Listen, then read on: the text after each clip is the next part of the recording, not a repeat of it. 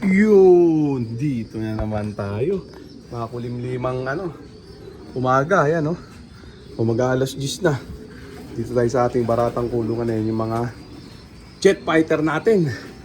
Ready na sila tulad nga ng pinangako ko sa inyo. Pawawalan natin sila lahat ngayon.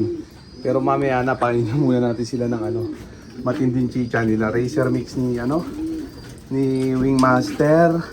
Ayan check natin. Isang takal lang. Ayan. Check natin sila. Ayan. Gano'ng kagigilas kumain. Ayan. Gutom na gutom. Paubos na natin yan. Tignan ka natin kutsara. Konti lang ang pakain sa umaga. Ayan. Tignan ka natin kutsara lang. Matapos yan matik ronda na sila. Hindi ronda na. Umagat hapon na to Ayan first time nilang ronda ng magkakasama sabay-sabay. Tapos mamayang hapon ganun ulit. 2 times a day ronda na sila Ayan. Paborito nila yan. Racer mix ni ni Wingmaster. Ayan check natin sila. Ang rumi ng kulungan awit. Kaya alam muna natin sila mag-relax dyan. Yung mga tropang magtanong na uli pasensya na dun sa nag-request ng 1 week program Hindi kasi uso yung ganun dito sa akin tropa. Ang program dito program lang para matalo at saka program lang para manalo. Ganun lang Yung 1 week program na yun, wala na, hindi na ako nagaganon. Ayan. Kung ano lang kailangan ng ibon, yun lang bigay nyo. Ayan. Pag nagtatay ibon nyo, gamutin nyo. Pag nagluluwa mata ibon nyo, gamutin nyo rin syempre. Ganun lang. Simple-simple, di ba? Check natin sila. Ayan, grabe. Ay, nako. Tapos yan, yung weather ngayon weather update yan. Ganyan, makulimliman. Di bale. Yan, kayang-kaya ng mga jet fighter natin yan. Yan, yakang-yaka yan. Ayan ubos na yung matinding chicha nila. Racer mix ni Wingmaster. Paroronday na natin sila. Check natin Grabe yan. Lagay ko na sila dito sa fly pen. Inuubos lang muna nila yung redstone. Grabe yan. Check na natin sila. Hindi na natin muna patatagalin pa. Doon na sila lahat. Yan. Grabe. Sige, dito kayo sa kabila. Ayan. Tataboy natin sila lahat. Dini. Ayan. Ayan. Dali lang Medyo nahihirapan na ito. Walang cameraman. Lahatan na yan. Sa kabila lahat talaga Ayan. Parang gusto ko na linisin yung kulungan ko ngayon Kapal na ng dumi. Ayan. Mamaya pagka sinipag ako, kakayasin ko to. Awit Ayan. Wala na naiwan Kapal na total magta-twice a day ronda na ako parang trip ko lang linisin. Mamaya malaman ayan na yung mga jet fighter natin. Naka-ronda position na sila. Kaya hindi na muna natin patatagalin pa. Kaya paro-rondahin na muna natin itong mga jet fighter natin mga tropa. Baka pa-rondahin pa ng iba. Ayan. Ito na sila. Gigil na yung mga yan. Naambun-ambun pa. Nagpumahos. Ayan, grabe. Ubus ang laman. 30 piraso. First time lumipad.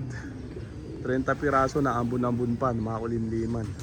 Ako mukhang magre-raging lahat to. Yari tayo. Wala sanang masibak. Ayan kalmado ang weather. May unting ambon tapos makulimliman. Mag-aalas 10 na. Ayan diba? Yung mga nagtatanong bakit kain muna bago ronda. Matagal ko nang gawain yun mga tropa. Ang style ko kasi sa mga jet fighter ko, kung anong oras ako magising, ganung oras lang sila kakain at ronda.